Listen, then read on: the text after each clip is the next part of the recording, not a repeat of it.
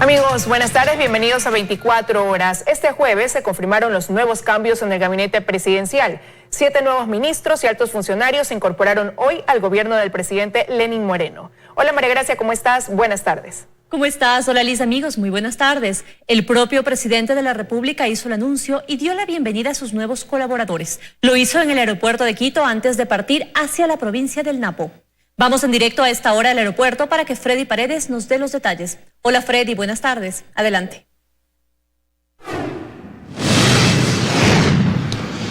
Hola, ¿qué tal compañeras, amigos televidentes? Muy buenas tardes. En efecto, nos encontramos en el aeropuerto de Tababela, en Quito, desde donde partió pasado el mediodía. El presidente de la República viajó junto a algunos ministros de Estado a hacer entrega de créditos agrícolas en el marco de la pandemia como una ayuda financiera. Antes de partir, el presidente de la República hizo el anuncio oficial de los nuevos cambios en el gabinete.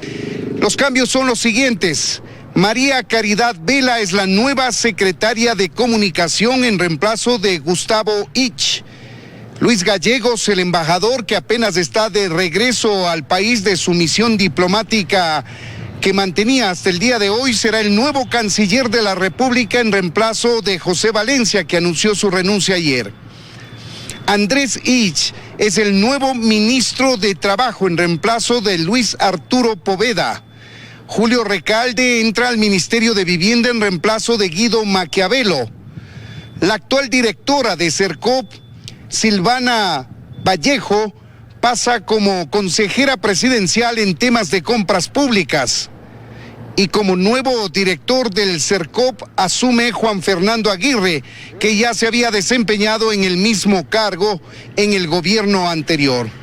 Juan Andrés López es el nuevo presidente de la EMCO, la empresa coordinadora de empresas públicas, en reemplazo de Marco Ávila, quien también ha presentado su renuncia en las últimas horas. El presidente de la República agradeció a los nuevos ministros que estuvieron aquí. Ahí tienen ustedes algunas de las imágenes de los nuevos funcionarios del gabinete y asimismo el primer mandatario destacó la renegociación o reestructuración de la deuda. Dijo que esta posibilitará que no tenga complicaciones financieras los próximos 2 gobiernos. A liberar recursos financieros para poder atender a los más débiles, a los más desprotegidos, a los más abandonados, a los olvidados entre los olvidados. Va a haber esa posibilidad con esta deuda fácil. Una deuda fácil que hemos logrado. Eso no significa que obtenemos recursos adicionales bajo ninguna circunstancia. Lo que hemos obtenido es facilidad para no pagar ciertos tramos de la deuda, para ahorrarnos un tramo de ella, y que no sea el próximo gobierno ni el subsiguiente los que tengan que asumir la irresponsabilidad de haber generado una deuda tan grande. Tras el anuncio del presidente y el agradecimiento a los nuevos colaboradores del gabinete, el primer mandatario abordó un avión rumbo a la Amazonía. No está claro a qué aeropuerto llegará, puesto que aguardaban el mejoramiento de las condiciones climáticas.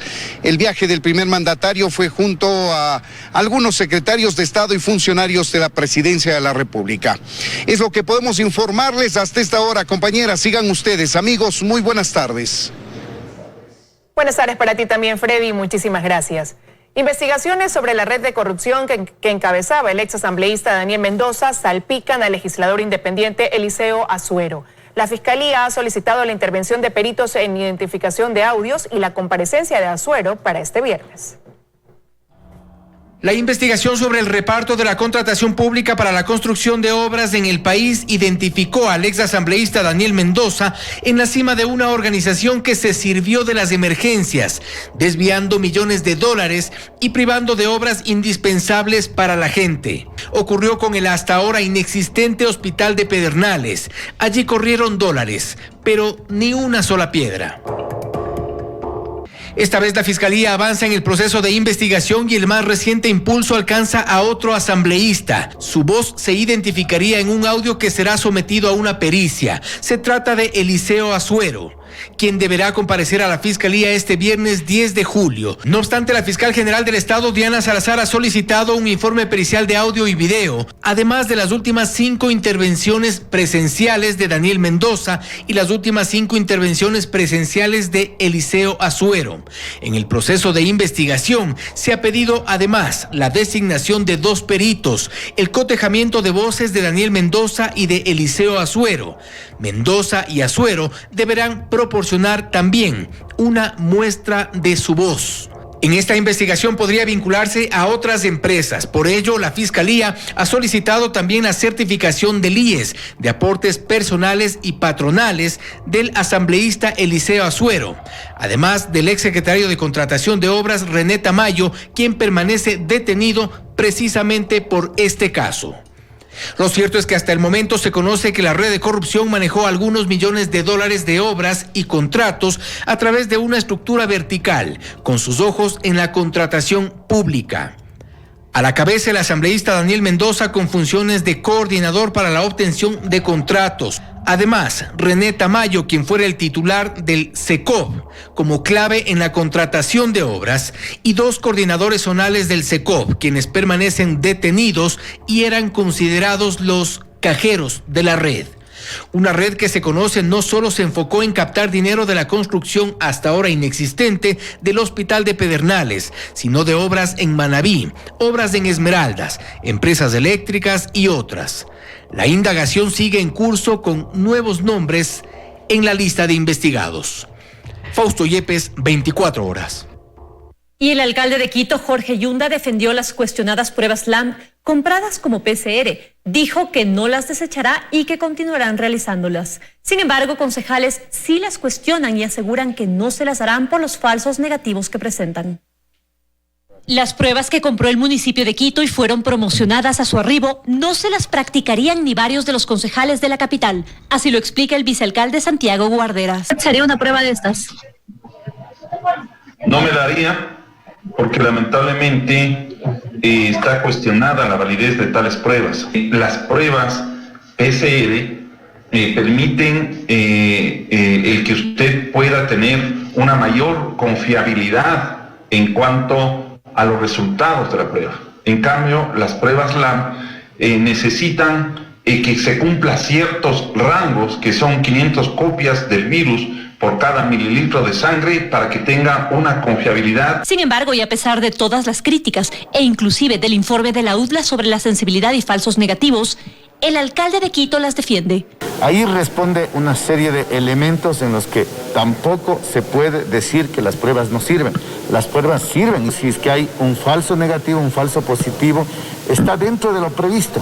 Pero decir que las pruebas son 100% absolutas no existe en ninguna parte del mundo, pero acá tienen una altísima efectividad, y con estos resultados del laboratorio privado seguiremos manejando esa información. ¿Seguirán haciendo las pruebas? ¿No las desecharán?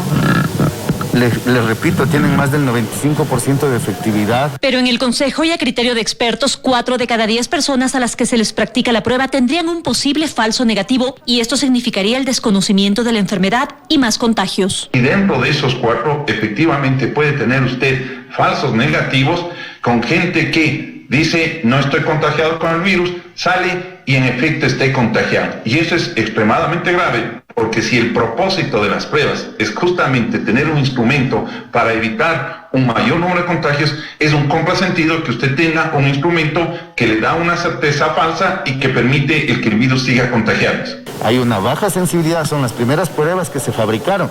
Hoy posiblemente hay pruebas con mayor sensibilidad, con mayor especificidad, y seguimos contactando a los fabricantes en Correa para que se sigan actualizando. El laboratorio privado Sinlab debía entregar hoy el resultado del informe. Sin embargo, y pese a los pedidos, no nos dan información. Según el alcalde, lo tendrán el lunes. En Quito, María Gracia Acosta, 24 horas. En medio de un creciente número de contagios, los hospitales de Quito trabajan al máximo de su capacidad, mientras los ciudadanos que reciben atención médica aseguran que las casas de salud no cuentan con los implementos suficientes. Daniela Valencia informa.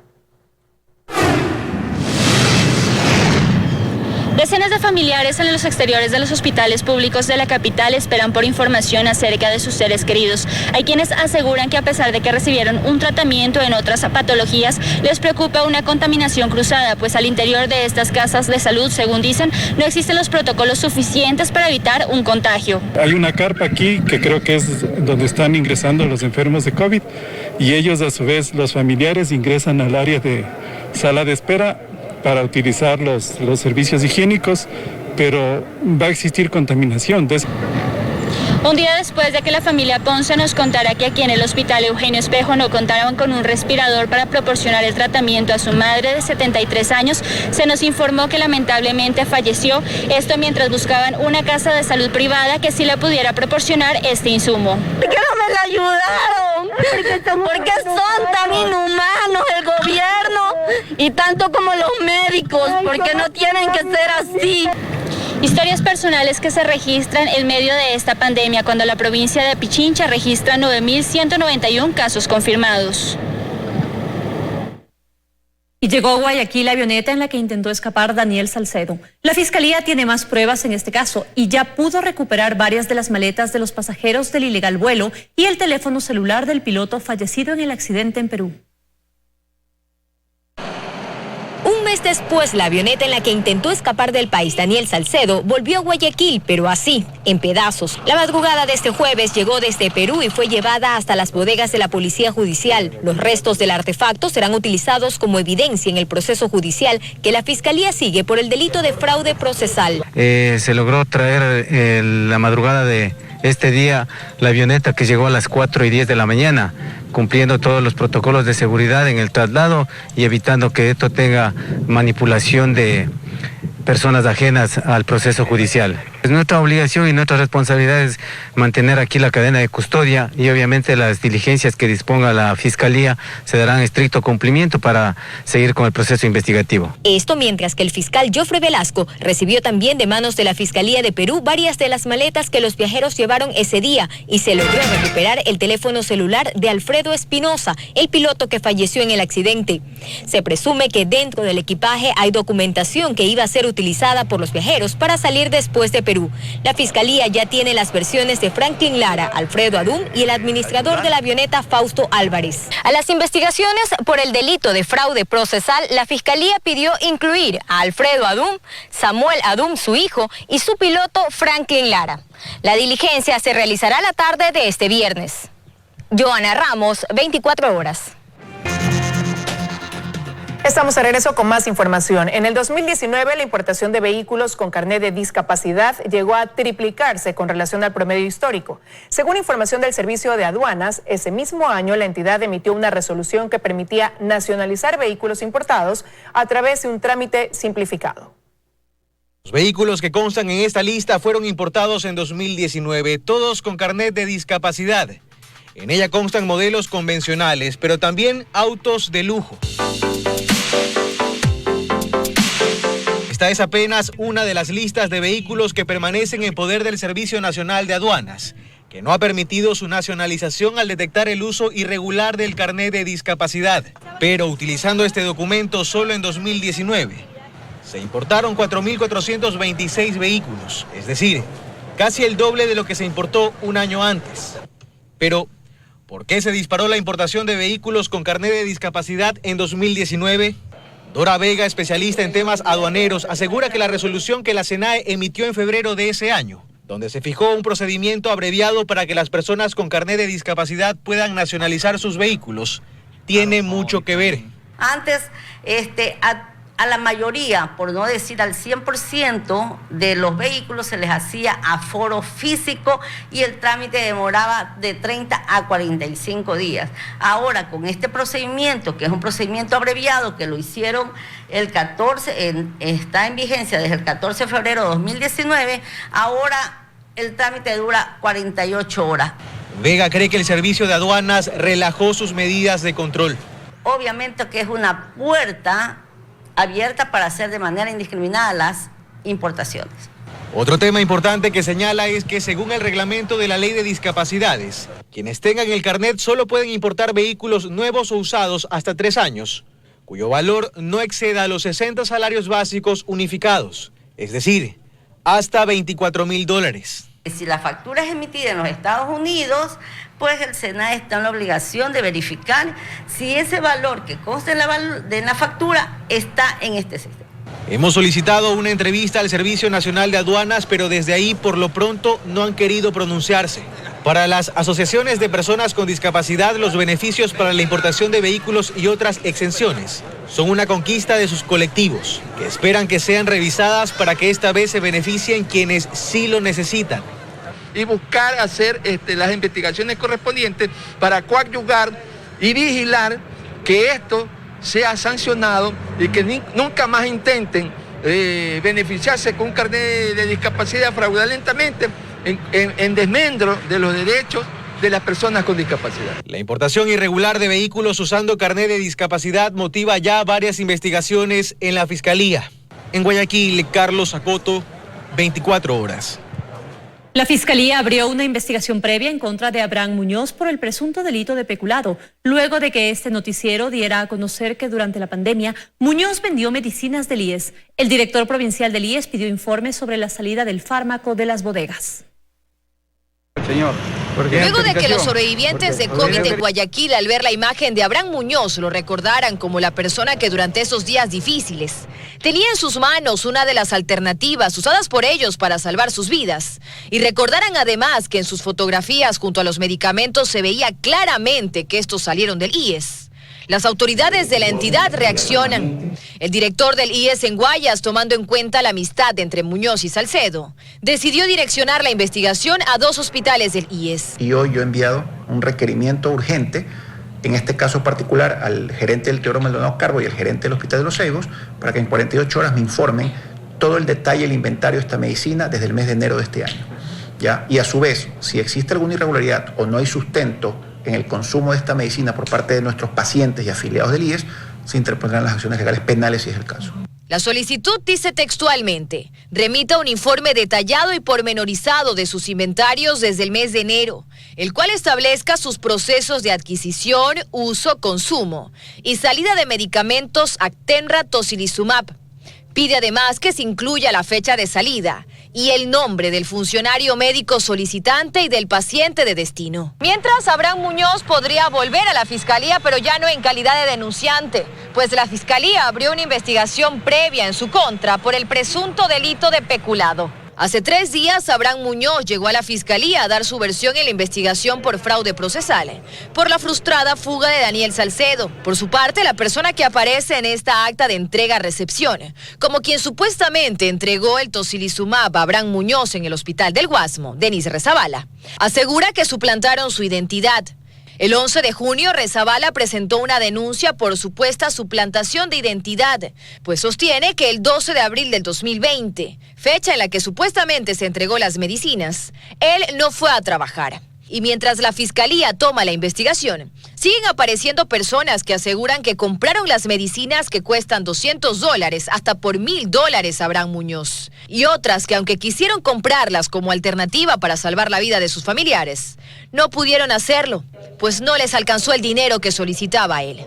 Dayana Monroy, 24 horas. 88 funcionarios del Hospital Teodoro Maldonado tienen carnet de discapacidad y 45 se presentan como responsables de familiares con alguna discapacidad. Los directivos del hospital investigan el crecimiento del registro, pues esto impide que algunos funcionarios investigados sean desvinculados. De la red que encabezaba Daniel Salcedo en los hospitales del IES forman parte también exfuncionarios y posiblemente aún funcionarios del Hospital Teodoro Maldonado Carbo. A ellos, además de los actos de corrupción por los que son investigados, los une otra coincidencia: el carnet de discapacidad. Pero el uso de este documento no fue exclusivo de Jorge Enríquez, ex jefe de compras Soy Prófugo, o de su subalterna Carla Cárdenas, pues muchas más personas dentro de este hospital también tienen carnet de discapacidad. En el Hospital Teodoro Maldonado Carbo, 88 funcionarios de distintas áreas tienen el carnet. Otros 45 trabajadores han presentado certificación de sustituto directo, es decir, se presentan como responsables de un familiar con discapacidad y obtienen algunos beneficios que da la ley. Y otros 25 trabajadores registran enfermedades catastróficas.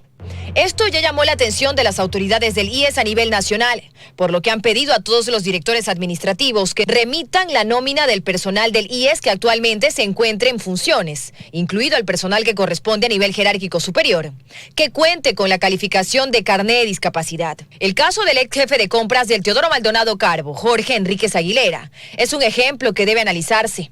La misma doctora que le dio el carné de discapacidad a Daniel Salcedo el 12 de febrero del 2018, certificó el mismo día, solo 22 minutos después, que Jorge Enríquez tiene una discapacidad física del 41%. La doctora es Jessica Suárez de la A, quien además le entregó el carné de discapacidad al amigo de Daniel Salcedo, César Rodríguez. Enríquez además presentó esta planilla de servicios básicos, donde consta su dirección domiciliaria, Callejón Che y Segundo Callejón, pese a que según otros registros personales del propio Enríquez, él no vive allí. Esto hizo que sea derivado al dispensario Cisne 2, precisamente donde Jessica Suárez de la A certifica los carnets. Pero algo más llama la atención. El médico que firma la resonancia magnética de Jorge Enríquez en el 2018, cuando él era aún un alto funcionario del Teodoro Maldonado Carbo, es precisamente un médico de ese hospital. Telmo Aro, jefe de imagenología del Teodoro Maldonado. Es el mismo médico que también intervino en la certificación de Daniel Salcedo y quien, por cierto, también tiene carné de discapacidad. El Código Orgánico de Discapacidades, en su artículo 51, al hablar de estabilidad laboral, dice que las personas con discapacidad gozarán de estabilidad especial en el trabajo. En el caso de despido injustificado de una persona con discapacidad o de quien tuviere a su cargo la manutención de la persona con discapacidad, deberá ser indemnizada. Otro derecho de las personas con discapacidad es que el permiso de maternidad tiene 3 meses adicionales. Este es el caso de Carla Cárdenas, por ejemplo.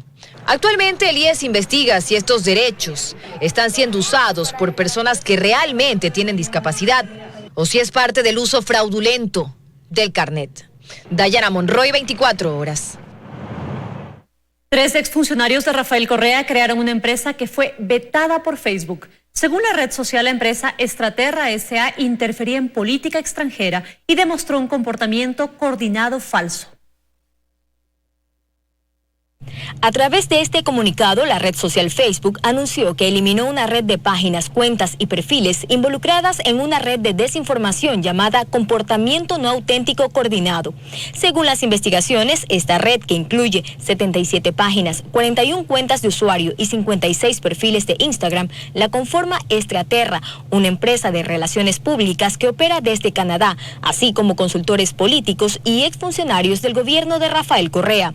Estraterra fue creada en Ecuador en 2016 por Roberto Wolgemuth, conocido como Mashi Roberto, Pablo Llanes y Mario Augusto Enríquez, los 3 entonces funcionarios de gobierno. Wolgemuth era consejero de la presidencia, Pablo Llanes viceministro de Turismo tras la salida de Fernando Alvarado Espinel, mientras que Mario Augusto Enríquez era asesora del ministro coordinador de la producción Vinicio Alvarado Espinel. Roberto Wolgemuth, señalado por mover cuentas en redes sociales para desinformar y atacar a periodistas, medios y defensores de derechos humanos, continúa activo en Twitter.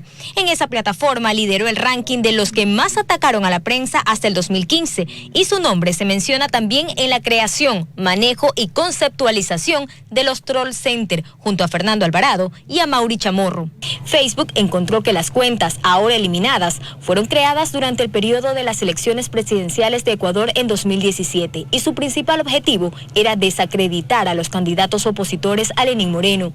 Tras la victoria de Moreno, el objetivo se cambió a ataques puntuales a líderes de la oposición, luego a críticas al gobierno, y las publicaciones aumentaron durante los días de la emergencia por COVID-19 en el país, la mayoría de ellas falsas o que llamaban a la convulsión social. Wolgemuth, cofundador de Estraterra, dijo en su cuenta de Twitter que dejó de ser accionista de la empresa en 2018.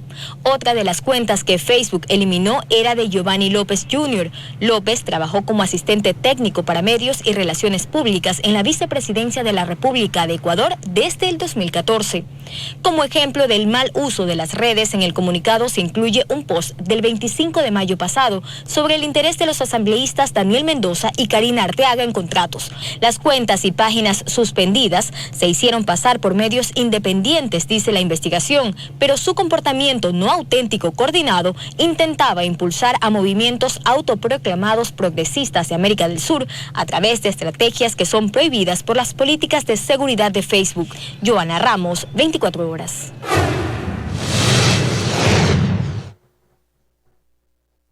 Desde hoy hasta el 22 de este mes, el Consejo de la Judicatura recibirá las carpetas de los postulantes al concurso de jueces y juezas de la Corte Nacional de Justicia. Los abogados esperan que exista independencia en la función judicial.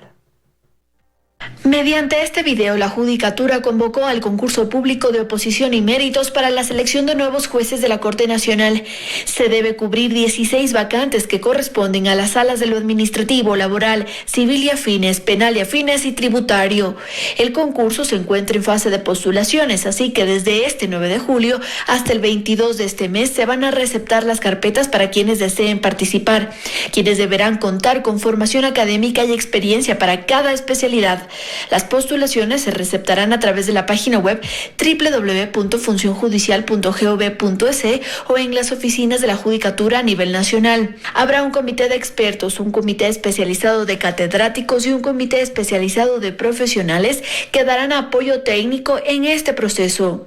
Y a mí lo que me preocupa es la relación que pueden haber entre los concursantes y los profesionales. Pero lo importante es que sin favoritismos, sin consignas, ni a favor ni en contra de nadie, exista una examinación adecuada. Desde la Federación de Abogados seguirán todo el concurso, pues lo que más les preocupa es que no haya independencia. Creo que lo importante es la voluntad política de generar una corte independiente y de buen nivel. Además, se anunció que habrá una veeduría ciudadana que seguirá el proceso de selección. A través de veedores internacionales, invitar a profesionales, jueces, abogados de Colombia, Perú, no sé, países cercanos, quizás Argentina, para que hagan una veeduría y nosotros vamos a tener alguna tranquilidad de que esto se va a resolver de manera objetiva. El presupuesto para todo el concurso bordea los $150,000. En Quito, Andrea Samaniego, 24 horas.